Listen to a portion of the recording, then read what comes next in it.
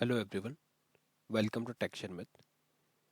In this session, we will discuss another scenario where we will use Get Diagnostics in order to fetch the information related to message text. Now, what is message text?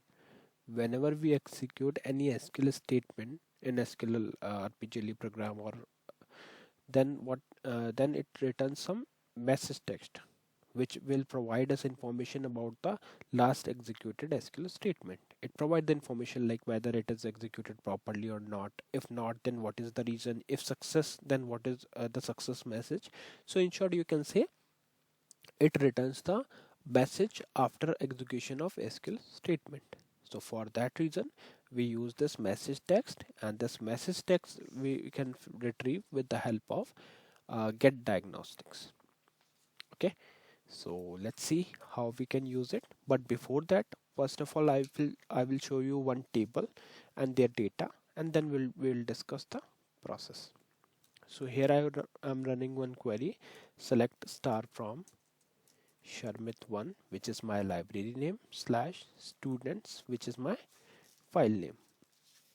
There is no data. So what we will do, first of all, we will insert some data because we need at least one record in file so that we can perform the deletion operation. So insert, and my file name is students. After that I will take F4, insert students, F4. Okay, let me check what is wrong here. Insert. Now here I will write students, which is my file name. Hitting enter. Here I will provide one ID 100 and let's say text 100. Okay, so it is inserted. Again I will insert it for 200. Fine. So we have inserted two records here. So if I run the select query again, you will see there are two records available in this file, 100 and 200. Now we will see the program. So in program, what we are doing, first of all, we have declared two variables. First one is jdinfo of length 32740 varchar. Now how will you get the information of data type and the data type length? So for that, you can refer the IBM official website. There you will find a list of all the possible SQL statement which we can retrieve with the help of Get Diagnostic statement. Okay, so along with those possible values, you will also find the corresponding value and data type for the respective statements. So there, let's say if I want to search for the message text, because I know that I want to retrieve the message text value from the SQL, right? So what I will do, I will simply go to the IBM official website. There I will search for Get Diagnostics, and on Get Diagnostic page I will search for the message text, and then I will show it will show me the table where the value along with their data type would be available. So from there I can directly fetch the information, and then simply I can declare the variable accordingly. Below to this, we have one variable result, because we have already know that yes, this is a quite large variable, so we are not supposed to print this entire value, right, with display command. So what we will do, we will fetch the value inside this gdinfo variable, and then we will trim that value in order to store it into result, and later we will print this result variable. Clear? Afterwards, what we are doing, we are setting the commitment control option to commit none in order to turn off the commitment control. We are just setting it to star none. Then we are using the query. So just look at this query. What we are doing, we are just running normal query, exec SQL delete from Sharmit1 slash students, where student ID just make it 500 for now.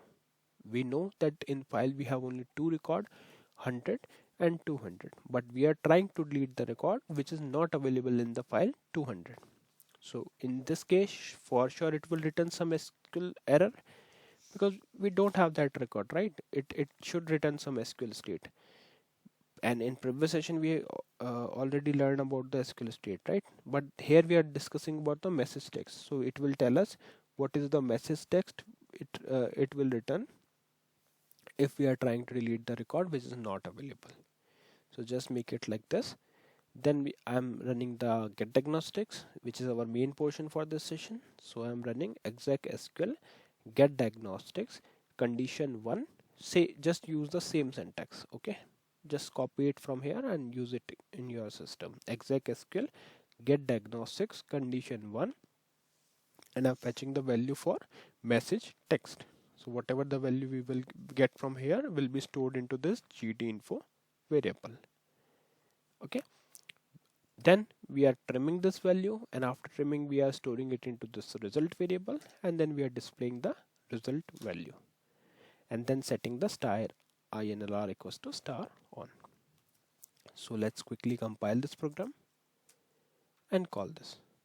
So once I call it, it is showing me a message text as row not found for delete, which is correct because we are trying to delete the student ID 500. But if you check the main data in the file, there is no record available with the ID 500.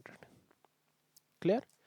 So this is the advantage of using message text with Get Diagnostics. Whenever you run the whenever you retrieve the message text after executing any SQL statement, it provides you the detailed information, like what is the if it is successful, then it returns the success message. If it is a failure, then it returns the failure message. Okay. Now let's make it 100, and we know that there is a record with 100 ID. So let's quickly compile this program and call this. So in this case, it is showing 1 rows deleted from students in Sharmit 1, because this is a success message. We have deleted that record. If you check the file again, there is no record available in this file with student ID 100, because we have called this program and it deleted that record, right? So we got the success message, which is 1 rows deleted from students in Sharmit 1. And in case of fail, if I run the same program again, it would return row not found, because this time 100 is not available in the query, right? Previously it was there, so I just call the program and it show me that yes, 1 row deleted from the Sharmit 1 library. Okay, and whenever there is no record available in the file, then it shows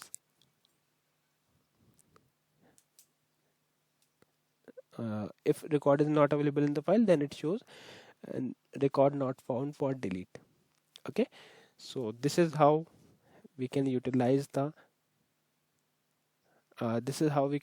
Get Diagnostic statement in order to fetch the message text information. And this is very useful because you saw that it provide us the detailed information for the last executed SQL statement. Okay, so yeah, that's all for this session. I hope it is clear to all of you. In the next session we will discuss few more things. So thank you for watching Tech Sharmit.